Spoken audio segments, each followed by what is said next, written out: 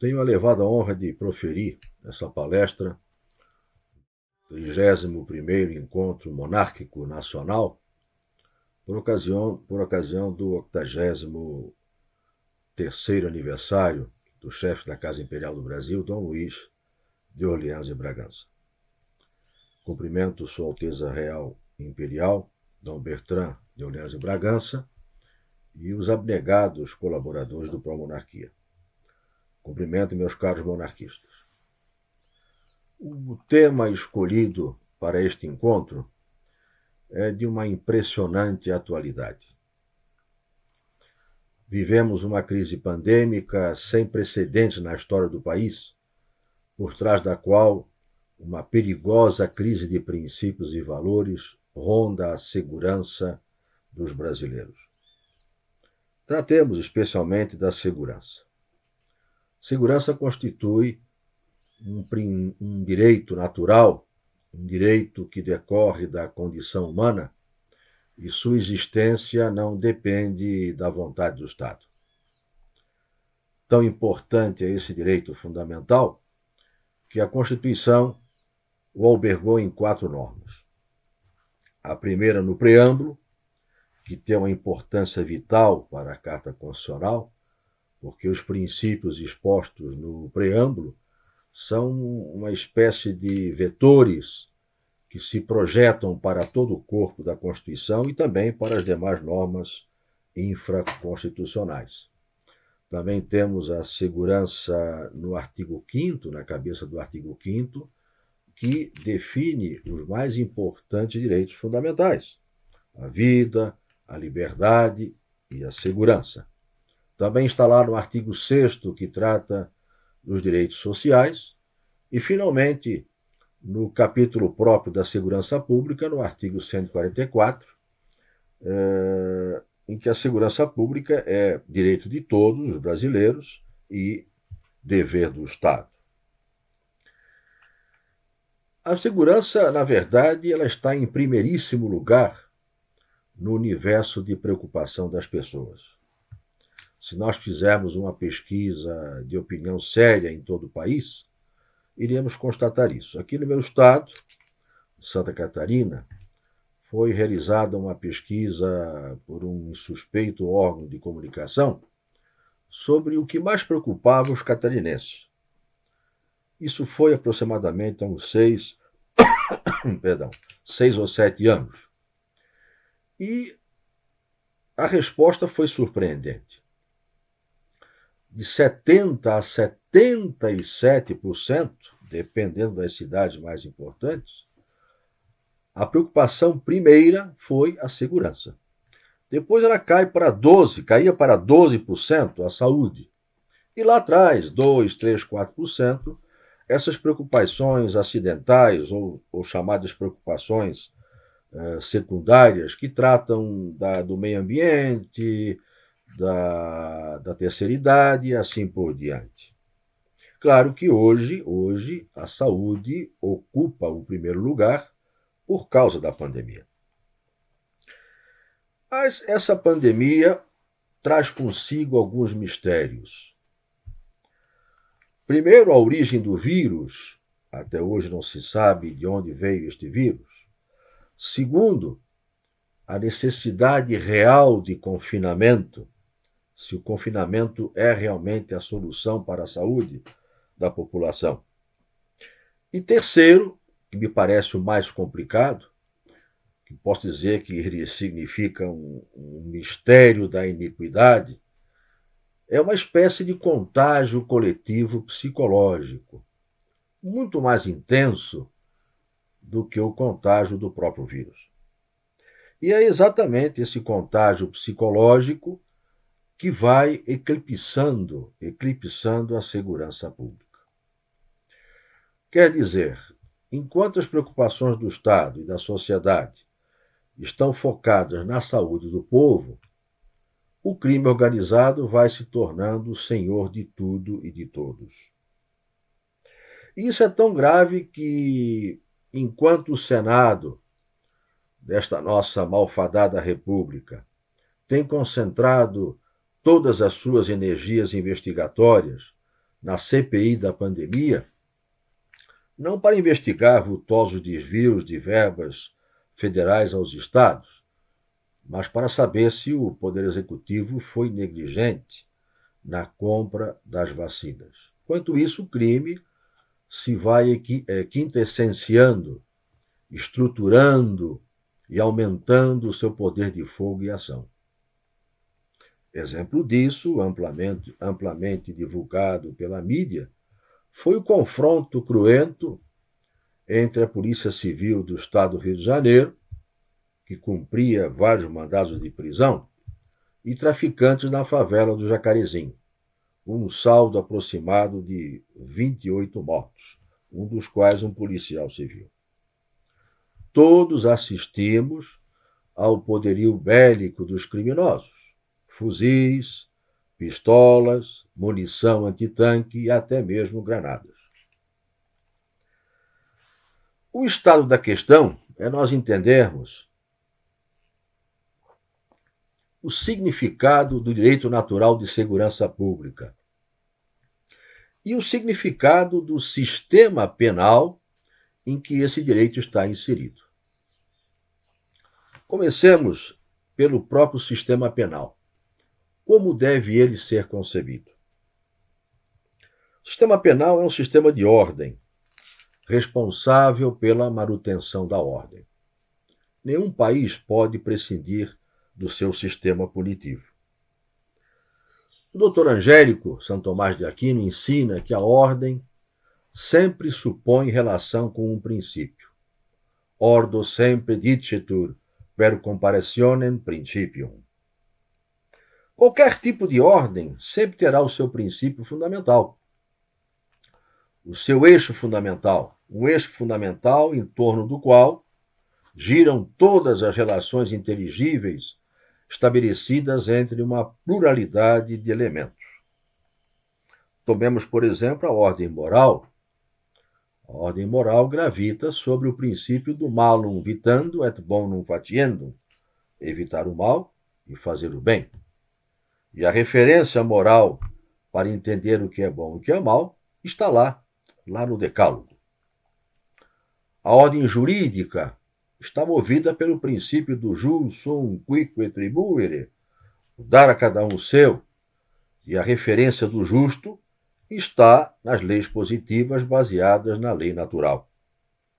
A ordem econômica está apoiada no princípio da livre iniciativa orgânica, que depois foi desvirtuada pelo liberalismo econômico, naquela célebre fórmula do laissez-faire, laissez-passer, le monde va de lui-même. Deixa as coisas passarem, fluírem, que o mundo vá por si mesmo. E qual será, então, o princípio fundamental da ordem penal? É um princípio teológico, fundado na justiça divina. Punir os maus e premiar os bons. Ou como dizia o padre Antônio Vieira nos seus famosos sermões, sofrer os maus e aprovar os bons. Este é o princípio fundamental do sistema penal. Ora bem, todo princípio tem um último fim, uma finalidade última. Novamente me valho de São Tomás de Aquino, principium ordinis est ultimus finis. O princípio da ordem é o seu último fim. A punição dos maus tem um fim último, um fim derradeiro, que é a segurança pública, a paz social. Segurança pública, como já disse, é um direito natural tão importante que está previsto em 4 normas constitucionais. Segurança pública tem aqui o significado de paz social. Não aquela paz aparente, imposta pelas baionetas, mas sim uma paz autêntica, autêntica segurança, que é a tranquilidade na ordem de todos os membros da sociedade. Essa tranquilidade do corpo social, da sociedade, pode ser comparada à homeostase do corpo humano, o equilíbrio e o bom funcionamento de todos os seus órgãos. o que dá uma sensação de saúde, de bem-estar da pessoa.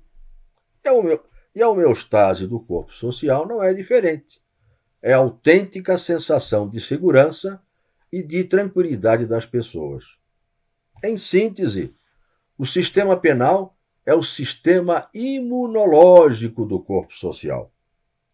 Quando as toxinas do crime invadem o corpo social e perturbam o seu bom funcionamento, causam intranquilidade. Então, o sistema penal dá início a um processo de reação punitiva. Claro está que no corpo humano essa reação é involuntária, espontânea, mas no corpo social a reação penal depende de uma política penal eficaz, de uma atuação não menos eficaz da polícia, do Ministério Público e do próprio Judiciário.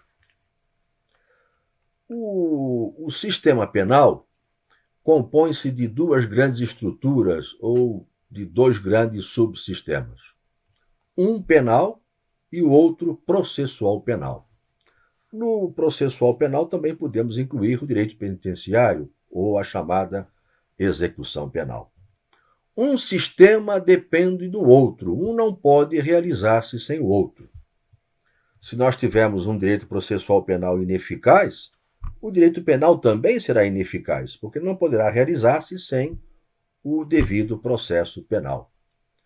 Esses dois grandes sistemas, o penal e o processo penal, são regidos pelas leis mais importantes do ordenamento jurídico, depois, claro, da Constituição. Porque sem essas normas, sem a sua boa disciplina, as demais leis não valem nada. Até os anos 70, os conceitos de direito penal e de direito processual penal sempre foram conceitos tradicionais, ligados à ideia punitivista, aquela ideia de um sistema imunológico do corpo social. Hoje, esses conceitos mudaram radicalmente. Com a inoculação do vírus ideológico, do vírus garantista, primeiro nas faculdades de direito e depois nas carreiras jurídicas, essa doutrina do punitivismo foi se metamorfoseando. Boa parte dos manuais foram incorporando uma nova concepção, definindo o direito penal como um conjunto de normas incriminadoras e punitivas que visam proteger os interesses das classes dominantes ou das classes sociais hegemônicas. E o processo penal como aquele conjunto de regras procedimentais que visam cercear os abusos cometidos pelo Estado. Isto quer dizer o seguinte, que os vilões do sistema punitivo, para os doutrinadores garantistas atuais, não são os criminosos, porém sim as classes mais abastadas e o próprio Estado. E no Estado incluiríamos aí as agências de criminalização, a polícia, o Ministério Público e o Poder Judiciário. Claro que antes da contaminação garantista, sempre houve limitadores, sempre houve garantias no direito penal, sempre vigorou a legalidade penal, nenhum crime, nenhuma pena sem prévia lei. E também a legalidade no processo penal, nenhum crime, nenhuma pena sem o devido processo. E o princípio das nulidades para atos atípicos. Por que se deu essa mudança de conceitos?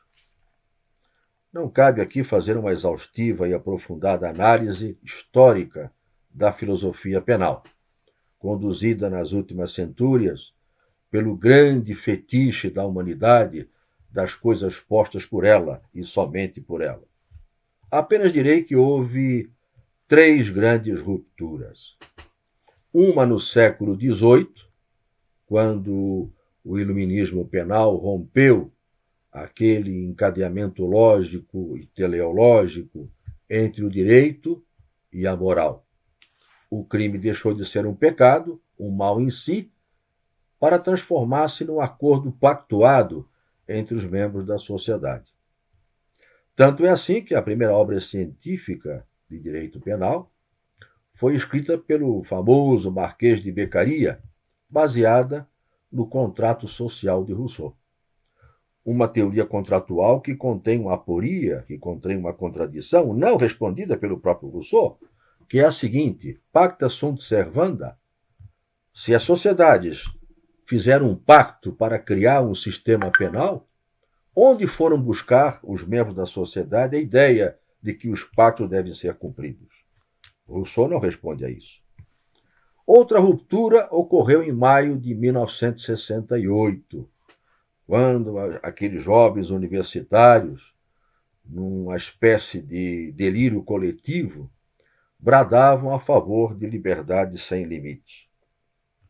Um desses brados é deveras significativo: abramos as portas das prisões.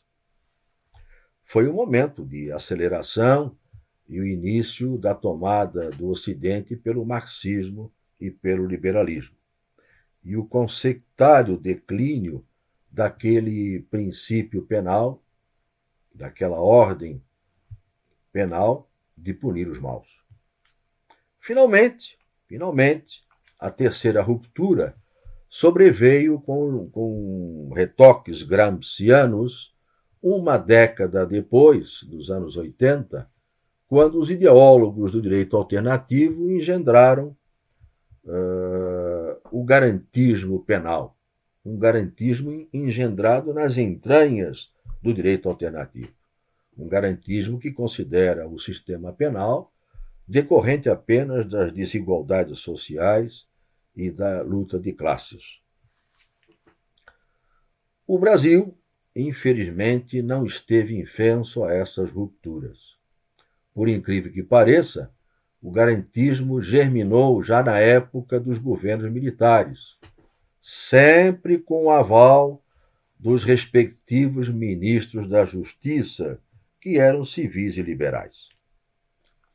A parte mais afetada desse garantismo foi a instrumental, a estrutura processual. A primeira corrosão deu-se em 1967, no governo do Marechal Costa e Silva, com a Lei 5.349. Esta lei eliminou do Código de Processo Penal a chamada prisão preventiva obrigatória de autores de crimes graves, cuja pena máxima fosse igual ou superior a 10 anos de reclusão. Quem quer que cometesse crimes de homicídio, roubo, estupro, peculato, falsificação de moeda e outros crimes graves, que antes teria a prisão preventiva obrigatória, passou a estar livre dela. E a consequência disso foi a morosidade de muitos processos e a consequente prescrição. E, claro, também a consecutar impunidade. O segundo desgaste veio em 1973, no governo do general Emílio Garrastazu Médici, com a Lei 5.941, a chamada Lei Fleury. Esta lei eliminou a obrigatoriedade de os condenados por crimes inafiançáveis, portanto graves, a se recolherem no presídio para recorrer da sentença. Aqui está, inclusive, a origem do problema da prisão em segundo grau. Quer dizer, antes do governo Médici, todo réu condenado por crime inafiançável, ele só poderia apelar da sentença condenatória se fosse recolhida à prisão. Se ele não o fizesse, o tribunal não conhecia do apelo, tornava a apelação deserta. O governo Médici acabou com isso. Os réus condenados, mesmo por crimes graves, podiam recorrer em liberdade.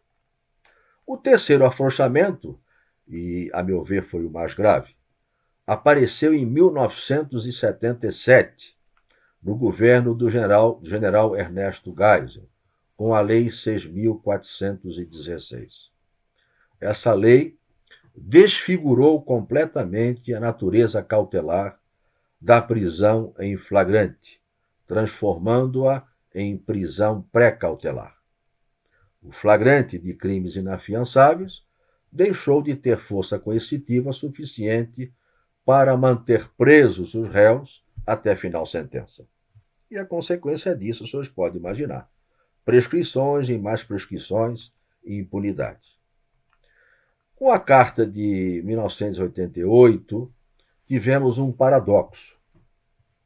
Se, de um lado, a Constituição foi draconiana para com os chamados crimes hediondos e similares, proibindo concessão de fiança, de outro lado, os crimes considerados de menor potencial ofensivo foram banidos, foram excluídos da prisão em flagrante. E nós sabemos que os juizados criminais tiveram e continuam tendo um efeito demolidor na segurança pública, na administração da justiça criminal, porque são praticamente impunes esses crimes. E, claro, se as pequenas violações da ordem penal não são reprimidas, elas acabam se transformando em grandes desordens. Quanto aos crimes hediondos, a sua concepção constitucional começou a ser desfeita pelas mãos dos senhores ministros do Supremo Tribunal Federal. Vou dar 2 exemplos. Em 2006, ao julgar um habeas corpus impetrado por um condenado a 12 anos de prisão por molestar 3 crianças entre 6 e 8 anos de idade, o relator, o ministro Marco Aurélio, sustentou que a proibição de progressão de regime viola o princípio constitucional da individualização da pena. Então, no ano seguinte, 2007, o próprio Congresso adaptou-se a esse entendimento e alterou a redação do artigo 2º da Lei 8.072, para estabelecer que a pena dos crimes hediondos seria cumprida inicialmente em regime fechado, permitindo, portanto, que o condenado em crimes hediondos pudesse ter progressão prisional. Isso foi um terrível ameaçamento em favor desses criminosos. Em 2012, segundo exemplo, o mesmo Supremo Tribunal Federal entendeu que nos crimes de tráfico de entorpecentes, considerado hediondo, equiparado a hediondo pela Constituição, o preso poderia obter a liberdade provisória, desprezando entendimento anterior do próprio Supremo de que a vedação à liberdade provisória, coerente, claro, com a Constituição, para o delito de tráfico de drogas, advém da própria cláusula de inafiançabilidade constitucional. Quer dizer, a nossa Constituição diz que o traficante preso em flagrante não pode comprar sua liberdade com fiança, porque a fiança é isso, é a compra confiada da liberdade. Aí o Supremo vem e decide, você, traficante, não precisa comprar sua liberdade, vai obtê-la de graça, que é a liberdade provisória sem fiança. Então, os senhores vejam que desde os tempos dos governos militares, inverteu-se a ordem hierárquica de preocupações do Estado. A última ratio hoje é a prisão. É a prisão. Quando alguém é preso em flagrante, a lei impõe ao juiz esgotar todas as circunstâncias motivadoras da liberdade. Por que deve ser assim e não o contrário? Ora, o direito fundamental de segurança pública tem um conteúdo muito mais profundo, muito mais importante do que a mera positividade penal. E muito mais ainda do que a ideologia garantista. Porque não se pode abstrair a dimensão transcendente do crime pela eterna ordem que ele perverte. Porque o crime constitui, antes de tudo, um pecado. Por isso, a primeira preocupação do Estado não deveria ser a favor de quem caiu nas malhas do sistema punitivo. A primeira preocupação do Estado, e aqui eu falo Estado legislador, Estado Ministério Público, Estado Juiz e outros órgãos que integram esse sistema. A primeira preocupação do Estado deveria ser com os direitos de Deus, com a sua ordem eterna e natural conspurcada. Porque, como já disse, o crime constitui, sobretudo, um pecado, uma desordem moral. E, por isso, o Estado deve vingar a grave violação deliberada da lei de Deus, daquele que rege a vida social e que rege também a própria humanidade. O Estado deveria vingar a ofensa àquele que se imolou no Calvário justamente para nos libertar do pecado. Depois, as preocupações do Estado deveriam concentrar-se nos direitos da sociedade, no precioso bem social, no precioso direito natural de segurança pública.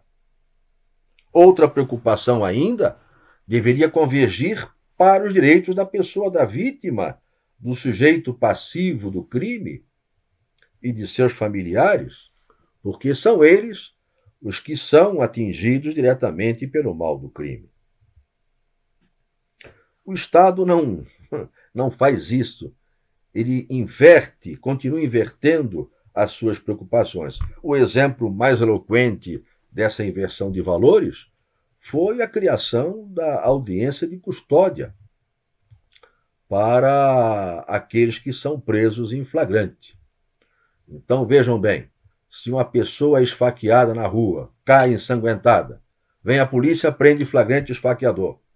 Este criminoso vai para uma audiência de custódia, onde encontrará psicólogos, assistentes sociais, todos os benefícios, todas as benesses a seu favor. O juiz pergunta: o senhor foi molestado? O senhor foi torturado? O senhor sofreu pressões morais? Enquanto isso, a vítima fica lá na rua, deitada e ensanguentada. Quer dizer, deveria se criar uma audiência de custódia para as vítimas e não para os criminosos. A lei processual penal já prevê prazos fatais para o encaminhamento do flagrante ao juiz de plantão, que vai apreciar a rigidez legal ou não do flagrante. Enfim, esgotadas todas essas atenções e sua devida efetividade, aí então as atenções do Estado poderão focar na infeliz pessoa do autor do crime. Nós sabemos que dificilmente uma pessoa fica muito tempo presa hoje. A impunidade, na verdade, ela retroalimenta a criminalidade. Pois bem, hoje nós temos um fator agravante da impunidade e que vem favorecendo, como já disse, o crescimento organizado do crime, que é a pandemia.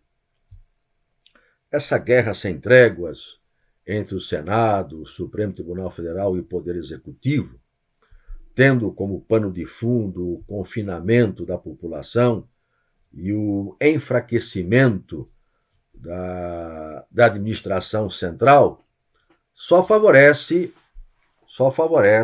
aqueles que não descansam em suas maldades. E quanto mais o crime se organiza, mais difícil fica em combatê-lo.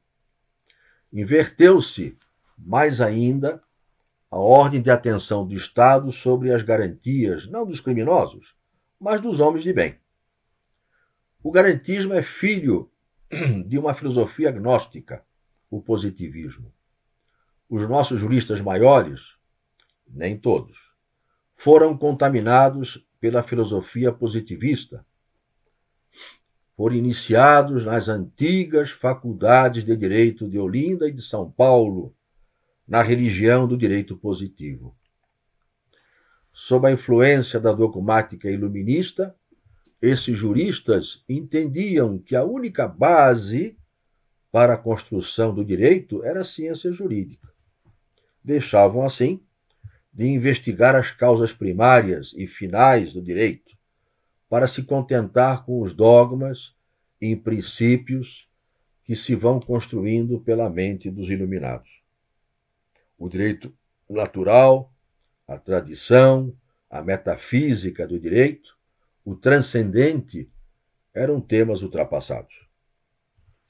O positivismo foi se alimentando de novas ideologias até o requinte de um marxismo maquiado de constitucionalista.